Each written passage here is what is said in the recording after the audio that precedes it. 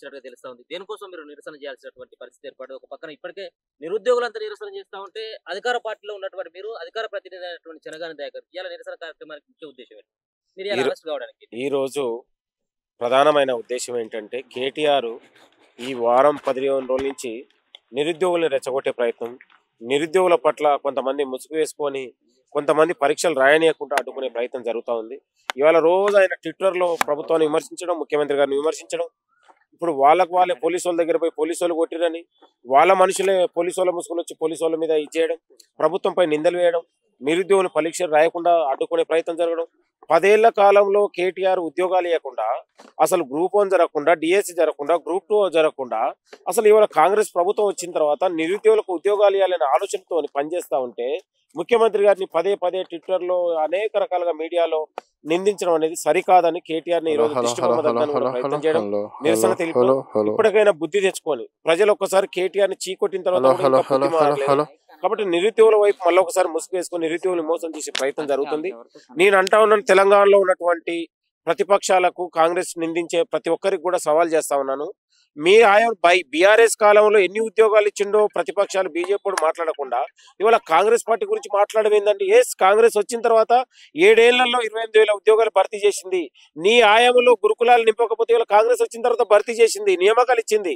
ఇవాళ గ్రూప్ 1 కానీ, గ్రూప్ 2 కానీ, డిఎస్సి కానీ, గ్రూప్ 3 కానీ అనేకమైనటువంటి 10 ఏళ్ల కాలంలో మరుగునబడి లీకేజీ, ప్యాకేజీ, అక్రమాలు జరిగినటువంటి ఉద్యోగాలకు ఇవాళ కాంగ్రెస్ ప్రభుత్వంలో రేవంత్ రెడ్డి గారి ఆధ్వర్యంలో రేవంత్ రెడ్డి గారు ముఖ్యమంత్రిగా వాటికి మోక్షం కలుగుతా ఉంది.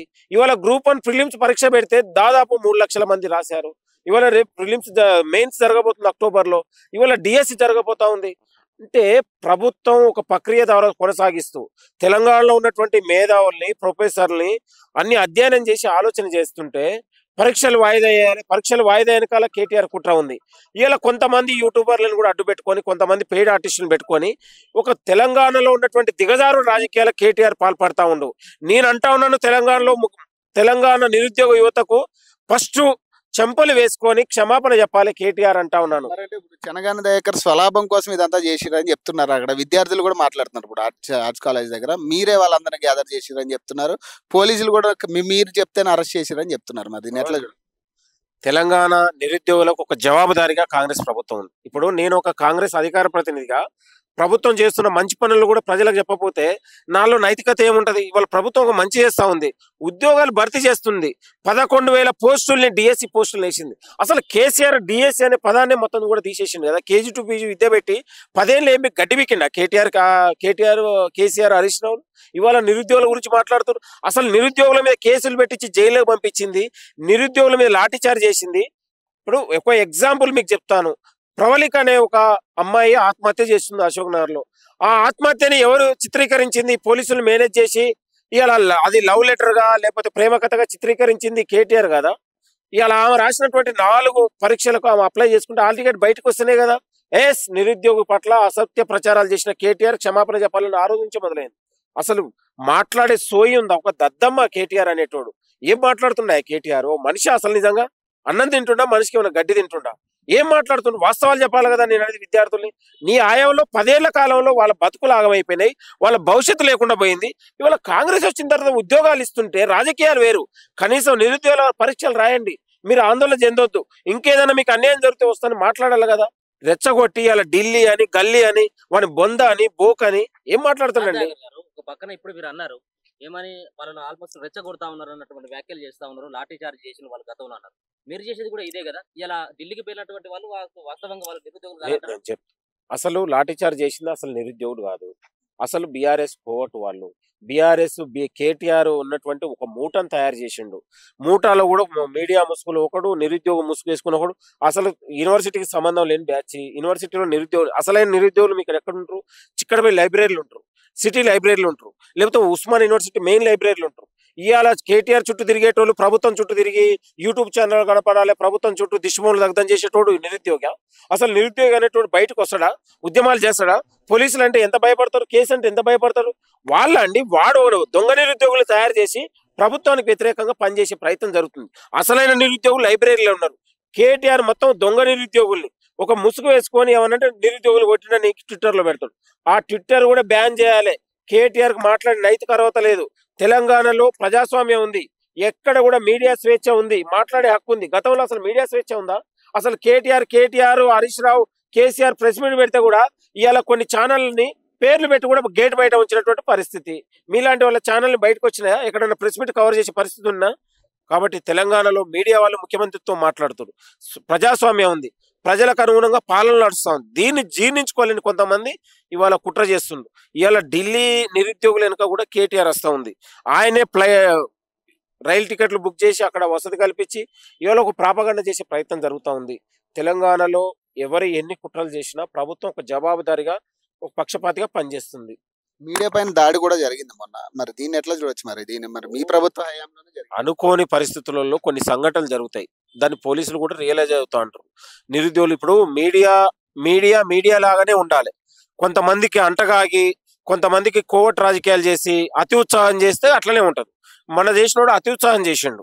ఇలా కేటీఆర్ దగ్గర మెప్పు పొంది ఏదో ప్రభుత్వం తిట్టి ముఖ్యమంత్రిని తిట్టే ప్రయత్నం మీడియా లాగానే ఉండాలి. మీడియా అనేది ప్రజలకు ప్రభుత్వానికి మధ్య అనుసంధానంగా ఉండాలి. కేవలం నేను కేటీఆర్కే ఒత్తాసు పలుకుతా, ఇక రోజు పొద్దున్న లేస్తే నాకు నోరు ఉంది మైక్ ఉంది కానీ నేను ముఖ్యమంత్రిని తిడతా అంటే పోలీసులు తన పని తాను చేస్తారు. కాబట్టి మన జరిగింది ఓయిలో కూడా అది కరెక్టే జరిగింది. అంటే మీడియా పైన దాడి కరెక్ట్ అంటారా? మీడియా పని కాదు, మీడియా అనేది కాదు. మీడియాలో కొంతమంది నిబద్ధతతో ఉన్నారు, అటు ప్రభుత్వాన్ని విమర్శించే వాళ్ళు ఉన్నారు, ఇటు ప్రతిపక్షాలు విమర్శించే ఉన్నారు. అనుసారంగా ఇప్పుడు మీడియా అనేది ఒక న్యూట్రల్, ఒక స్వాతంత్ర వేదిక. నువ్వు ఒకరి దగ్గర వకాలత పుచ్చుకొని మాట్లాడితే ఎట్లా? మొత్తం కూడా మొన్న అరెస్ట్ అయినోడు, మన మీడియా చేతిలో దెబ్బలు తినడు మీడియానే కాదు, మొత్తం కేటీఆర్ దగ్గర కోవట్టు, కేటీఆర్ దగ్గర ఒత్తాసు పలుకొని మొత్తం ఒక ముఖ్యమంత్రిని పదే తిట్టే ప్రయత్నం జరుగుతుంది, కాంగ్రెస్ ప్రభుత్వం తిట్టే ప్రయత్నం జరుగుతుంది. కాబట్టి పోలీసులు తన పని తాను చేశారు, అందులో తప్పేం లేదు. దీక్షలు చేస్తున్నటువంటి వాళ్ళ పట్ల ఎట్లా స్పందిస్తారు? దీక్షలు దొంగ దీక్షలు అండి. ఏం దీక్షలు అండి? వాళ్ళ బొంద దీక్షలు. నాకు అర్థంగా ఎవరు రమ్మన్నారు, వాళ్ళు ఎవరు చేయమన్నారు? అది ఏం దీక్షలు అండి? ఏమైనా ప్రజలు చేయమన్నారు? నిరుద్యోగులు చేయమన్నారు? వాళ్ళ కొల్లు బలి చేస్తారు, తిన్నదరక్క చేస్తారు. కాబట్టి వాళ్ళు తిన్నదరక్క చేస్తారు కాబట్టి వాళ్ళ దీక్షలు వాళ్ళే నిమ్మరసం దాగి వాళ్ళే మూసుకుంటారు. ఇలా అశోక్ అనేటోడు వాడి నిమ్మరసం వాడే దాగి మూసుకుండు. రేపు జడ్సన్ కూడా ఆయన లేవలేకుండా నిమ్మరసం దాగి మూసుకుండు. ఎవరు చేయమన్నాడండి? పని పాట లేక ఏం దీక్షలు? వాళ్ళ మొగ దీక్షలు. ఏమన్నా నాకు అర్థం కాక వీళ్ళు ఏమన్నా దేశ స్వాతంత్రం కోసం పోరాడిన వాళ్ళ, లేకపోతే తెలంగాణ స్వాతంత్రం కోసం పోరాడిన వాళ్ళ? ఏందండి వీళ్ళు ఆర్టీఐలు వేసుకొని వినతి పత్రాలు ఇచ్చి తిరిగేటోళ్ళు సోలో పర్సన్స్? వీళ్ళు ఏమన్నా జనాన్ని కదిలించే లీడర్లా? అంటే మీరు ఒక పక్కన విద్యార్థుల పక్షాన ఉంటున్నాం అంటున్నారు కానీ విద్యార్థులు మిమ్మల్ని నమ్మే ప్రసక్తి కూడా లేదని చెప్తున్నారు. మరి దాన్ని ఇప్పుడు ఎవరు నమ్మినా నమ్మకపోయినా కాలం నిర్ణయిస్తుంది.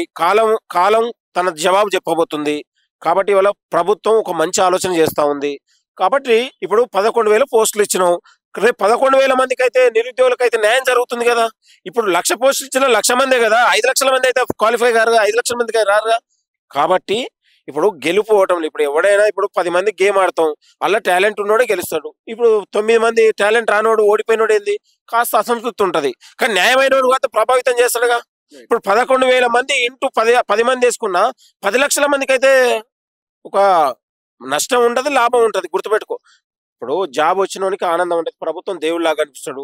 జాబ్ రాకుండా వాడు చదవడానికి ఫెయిల్ అయ్యేటోనికి ప్రభుత్వం దయ్యంలాగానే కనిపిస్తుంది. మీ మీద కూడా విమర్శలు చేసిరు కదా, అంటే ఈయన ఎవరు మాట్లాడడానికి? ఒక మినిస్టర్ కాదు, ఒక ఎమ్మెల్యే కాదు, మరి ఈయన వచ్చి బయటకు మాట్లాడితే మేము ఎలా నమ్ముతాం అంటారు. ఇప్పుడు కొంతమంది దగులుబాజీలకు నేను ఒక స్టూడెంట్ లీడర్ని, నిరుద్యోగుల పక్షాన కొట్లాడినోని, తెలంగాణ ఉద్యమంలో ఉన్నోని, అసలు ప్రభుత్వంలో నిరుద్యోగులకు ఉద్యోగాలు రావాలని కొట్లాడినోని.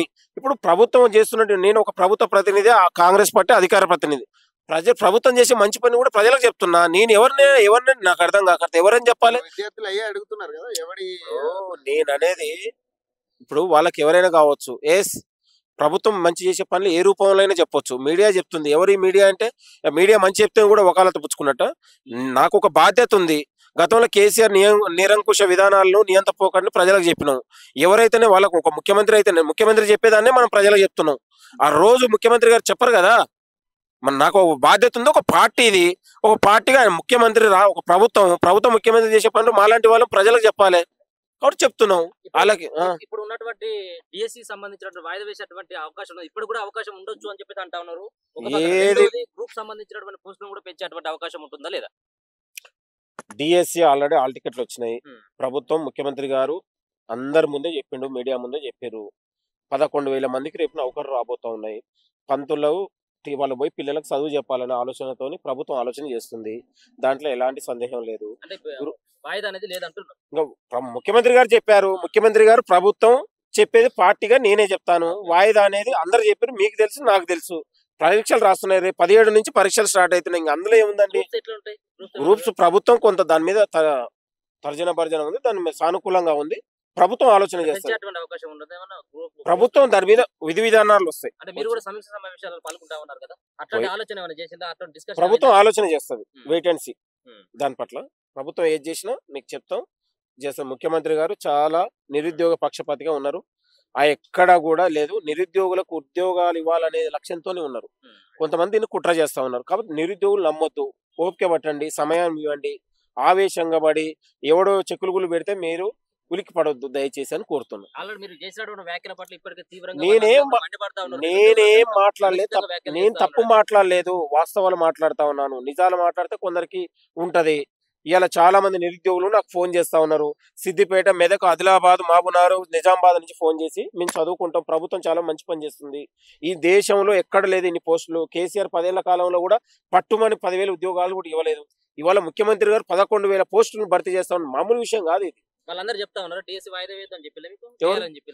వాళ్ళు పరీక్ష రాయడానికి సిద్ధంగా ఉన్నారు. Hmm. చాలా మంది లైబ్రరీలో చదివే పిల్లలు కూడా వీడియోలు పంపిస్తా ఉన్నారు. మీకు కావాలంటే వీడియోలు కూడా చూపిస్తాను.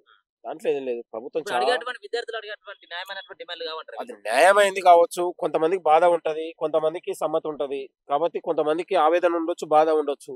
మళ్ళీ తిరిగి వాళ్ళని మనం మళ్ళీ పోస్టులు వివిధ రూపాల్లో వాళ్ళని అకామిడేషన్ చేసే ప్రయత్నం జరుగుతుంది.